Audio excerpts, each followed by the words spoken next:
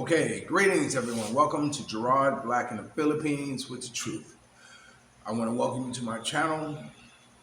Welcome all my subscribers, all my future subscribers, all my triggers, peaches, all my scallywags, all my haters, lovers, commenters, each and every one of you, I appreciate by visiting my channel.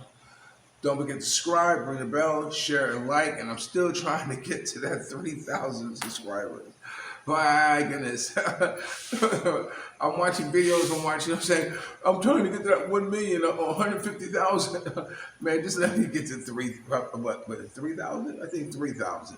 I'm still stuck on that 2.5, so I'm a little stuck on that. So do a brother a solid and subscribe or tell someone else to subscribe. You know, I've been moving around a little bit and, with my newfound freedom, and it's been wonderful. It's been wonderful to be able to just cruise around a little bit and see people and stop and talk to people and chat to people, freely, and not that I didn't have that freedom with Mia. Mia always, allowed me that luxury or that I guess freedom to do as I want because I am to what I am. So one of those things. But it was funny because yesterday, I was writing. When Calvin and I get together, you haven't seen us out in public yet. You've been seeing us at his home, but every now and then, I may end up in the car with him, and we go, how do you call it? Let's go turn a couple of corners. And often the time I used to get mad because he would kidnap me for hours riding around in his car and him yelling out the window and all that stuff. So it gets kind of crazy at times. So when I went to the bank in one of the videos I told you I did, after he finished, when he goes in places, he's very talkative, and doesn't want to leave. Sometimes you have to drag him out of the store, or sometimes it gets very tense in the store with him in there, because sometimes Calvin be saying a lot of things under his breath that I give you for instance. This one time we were at a little store, one of these little sorry stores, and we were, I guess, buying a beer or something like that or whatever. And, Calvin had paid for it. And I guess the girl inside was giving his change. And this other guy, a Filipino guy, came up behind him and said he wanted to buy something. And Calvin said, "Oh, man, you need to get the fuck out the way. I don't give a fuck about you. And then he said, he probably didn't know what the fuck I'm saying. Like that. This is a pretty big boy." And so anyway, Calvin's half-ass drunk, and so the guy, does his transaction. And he turns to me and he says, "How do you like my country?" And I went, "No." In other words, he understood every word that Calvin was saying. He said a lot more under breath talking to this guy. I said, I said, "I love your country. Your country's very fine." And then he kind of gave this stare at Calvin, when he gasped, it gave him a gas face like that. And then, he walked across the street. And I'm keeping my eye on him because I don't know what's going to happen. I don't know how badly he was offended by some of the things that Calvin was saying. And so I kept telling Calvin, "Let's go, let's go, let's go." And I saw him went over there, and he was talking about 3 or 4 other dudes about the same size as him, big. And he was pointing over there across the street like that. And I'm trying to say, "Calvin, let's go, let's go, let's go." And ultimately we left. I explained to him, I said, "Calvin, he understood everything what you were saying." So anyway, so Calvin gets into a situation where I don't mean to be talking about Calvin on this video because you just had a lot of videos with him. But anyway, I'm going to get to a point. So anyway, when we went to the bank and everything, there's a little chicken spot, right there where Calvin buys chickens. They deep fry them, and Calvin always stops and maybe buy 1 or 2, for the family to take home, and one of those things. And so while I was cooking, I'm sitting at a stool, I'm sitting just chilling, him and I are talking. He put a bottle on the ground. He bought a bottle of wine and put it on the ground, and somebody knocked it over, and spilled. And I said, Calvin, it's your fault. You don't put a bottle of wine, on the ground in a walkway and not expect someone to come by and knock it over. But anyway, you know, there was a girl in there. Calvin's, doing Calvin, and I'm talking to the girl. I said, "Hello, how are you? What's your name? Like this? Are you single?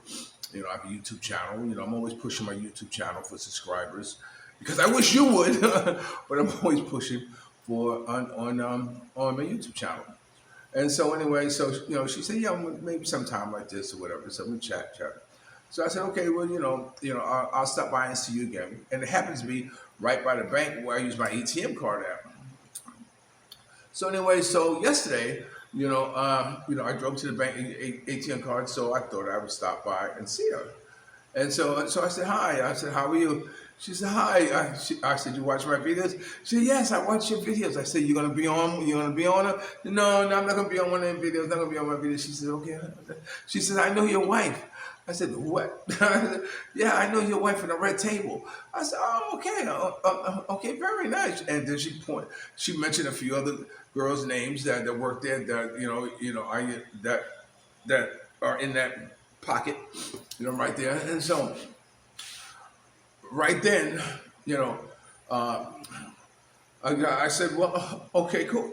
I'm not saying anything, or I haven't said anything that would imply anything other than, just casual conversation. Now, it's easy for it to be misconstrued if, let's say, she says, "Oh yeah, he stops by and he talks to me," and someone might think, "Oh, he's talking to you. Oh, he's married. Oh, he's talking to you." And then it might go around the grapevine and come back to Mia and say, "Mia, I heard you talking." I said, "Mia, you know, so I talk to people. You should know that." And I try to get it across her mind that people say things about me that she should just say, "Oh, that's just Gerard. He talks to people." Like this. It doesn't. He's harmless. He doesn't do anything. I'm very inquisitive about people's lives.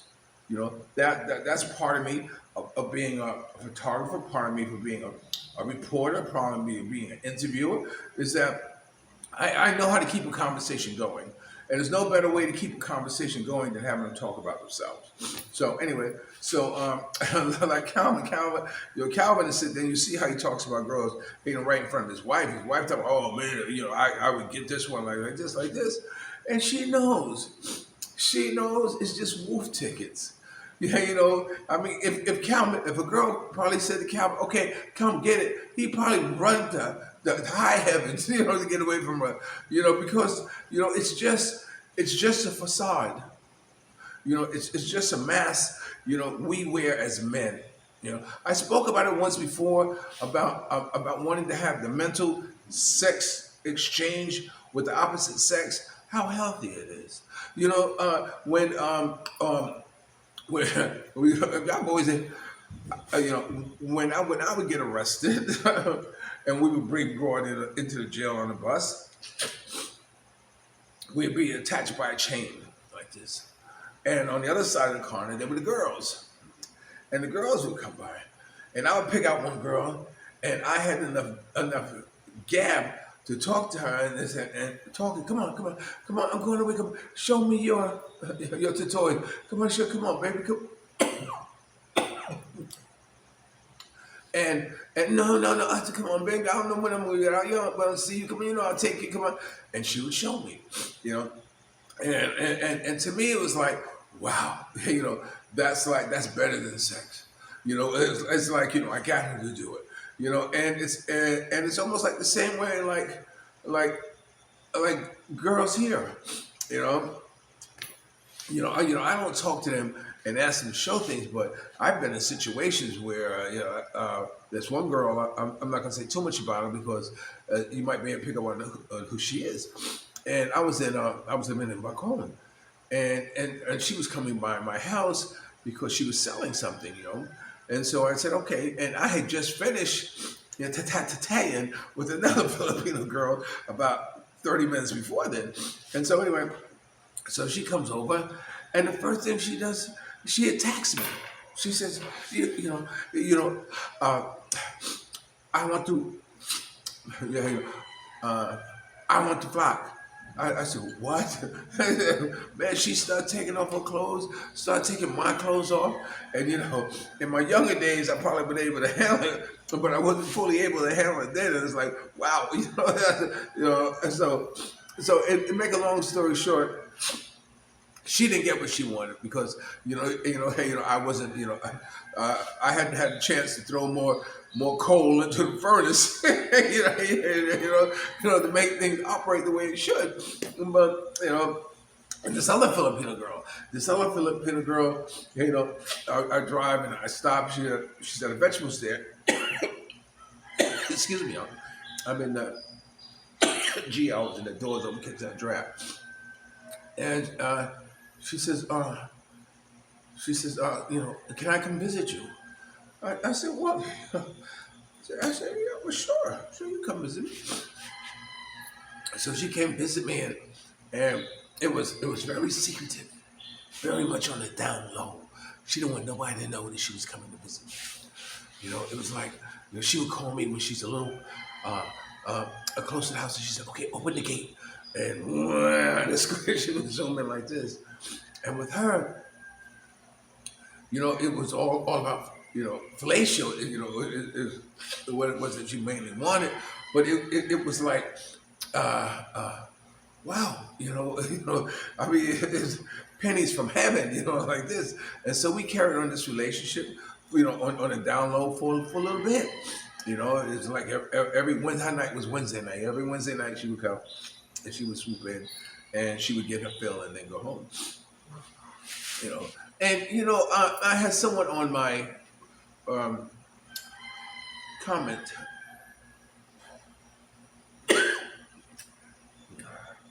say to me,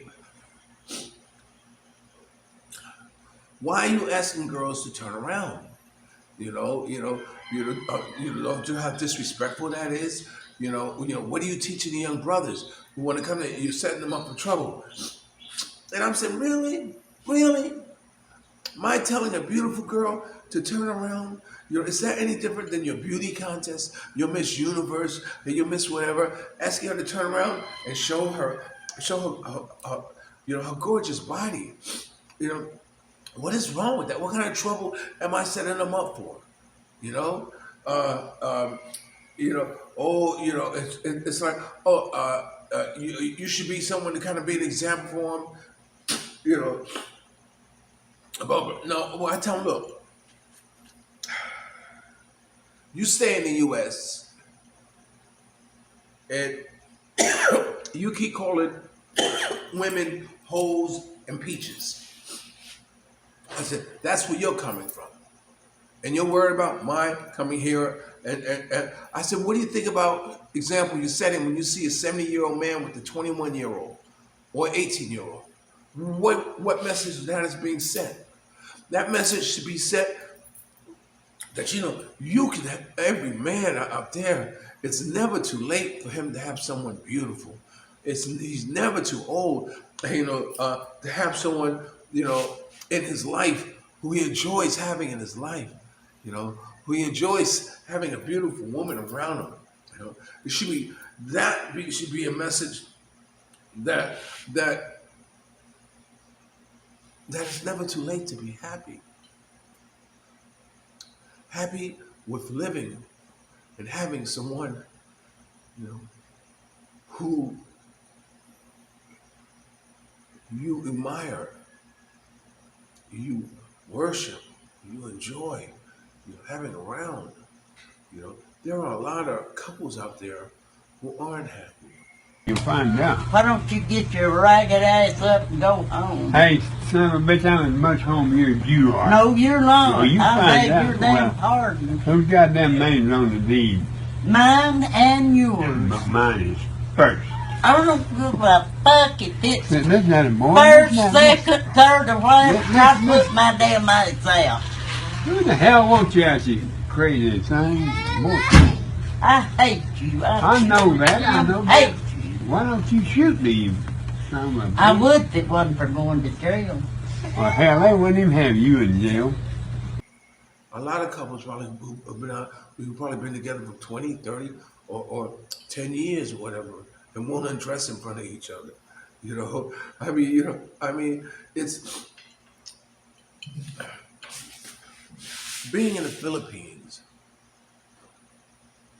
as a young man, you know, you know, it's different if you come here to just visit for a couple of weeks and or a month or whatever, and you run around and have to go back to the world.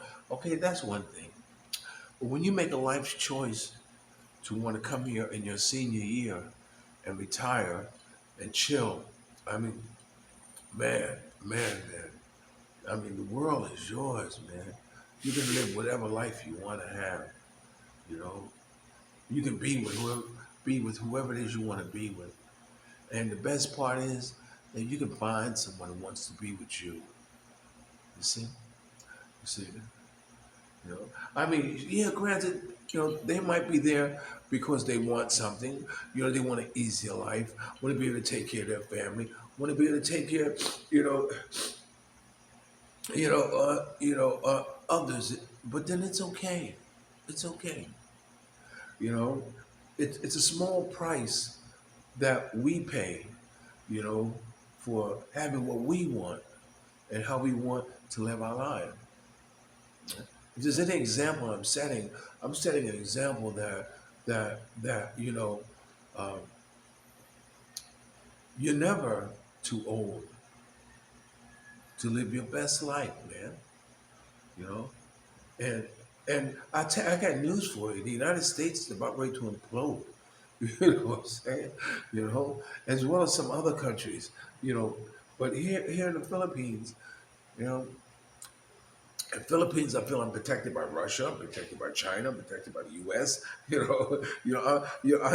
am Japan. I am protected by all the major powers of the world because the Philippines has been like a neutral territory for those countries.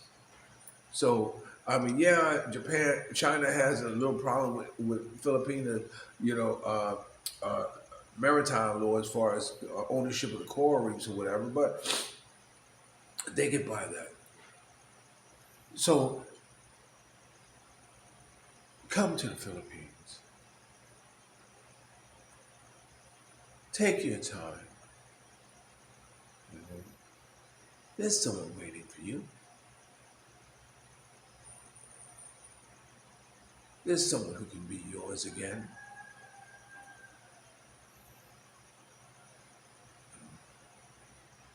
I know I'm happy. Me and I are going through some things right now. Uh, Hopefully, we'll be able to. I'll be able to tell you in about another week or so of what's going on. But but I'm happy, man. So any young brother out there who feels, or anybody feels that I'm disrespecting, a Filipino girl by asking her to say something on camera, or asking her to turn around and show my foreigner friends, what they're missing here in the Philippines. You know, you know, I told them, I said, I bet if I go to your Facebook page and pull up every girl in your Facebook page, there's a picture of her showing her ass. Do you check them and tell them to take that picture off of their Facebook? No, of course not, because it's how they want to represent themselves. But anyway, I just want to throw this little piece in here. I'm trying to get some more out and about today for you. Uh, you're watching Gerard Black in the Philippines with the truth. Remember, dreams are nothing more than plans of waiting action. Never disrespect the elder who's pulled someone up. And sometimes you're the only one to see your vision. And the best revenge in life is to live good. I'm living good today. I hope you are too. And if you're lucky enough to have a woman like Ali was informally saying that temptation wants something, treat her like a lady. And ladies, if you're lucky enough to have a good man like me, make him feel like a king. Let me show you this picture here. Now these are two old players living their best life. Young Scout, isn't that what you want to do with yours? Uh, uh, I would show you the pictures of their girlfriends, but I don't have pictures. I don't have approval to show you that. And I don't want to disrespect anybody by doing that. But, you know, they're living their best life, and you can do the same thing too. Just get your passport while you can before they lock everything down. Okay, so I love you like a love song, baby. Then I always love you more. I'll talk to you later. Peace.